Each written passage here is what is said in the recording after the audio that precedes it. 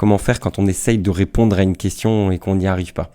Alors, ce qu'il faut bien comprendre, c'est que parfois, la personne qui pose la question, dans la question, il y a déjà la réponse. J'explique.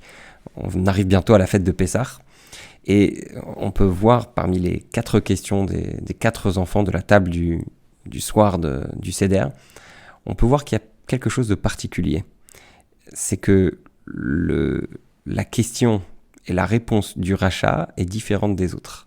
On raconte qu'un jour, il y a quelqu'un qui s'est rendu à la synagogue et à la fin de l'office, il interpelle le rabbin et il lui dit « Monsieur le rabbin, je ne comprends pas quelque chose.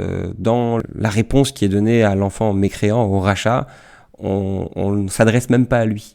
On parle à la 3e personne. On ne lui dit pas tu sais, la réponse c'est comme ça et comme ça, mais on dit plutôt de toute façon, si il était là-bas, c'est-à-dire le mécréant, eh bien, il n'aurait pas été délivré. » Et il est content de sa question et il sort de la synagogue. La prière se finit et puis la communauté est très étonnée de voir que le rabbin n'a pas répondu à la question. Les fidèles viennent voir le rabbin et lui disent « Mais pourquoi vous n'avez pas répondu à la question de ce monsieur ?» Et avec un sourire, il dit « Mais il a répondu lui-même à sa question. » C'est-à-dire que le problème du rachat, le problème du mécréant, c'est qu'il ne veut pas entendre la réponse.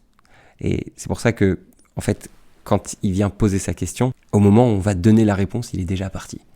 Et c'est pour ça qu'on va dire si il était là-bas, parce qu'il n'est pas là pour qu'on lui dise si tu étais là-bas. Ça veut dire qu'en fait, la question est juste une excuse pour un comportement, par exemple. Par exemple, la question « Et qu'est-ce que tu veux que je fasse d'autre ?»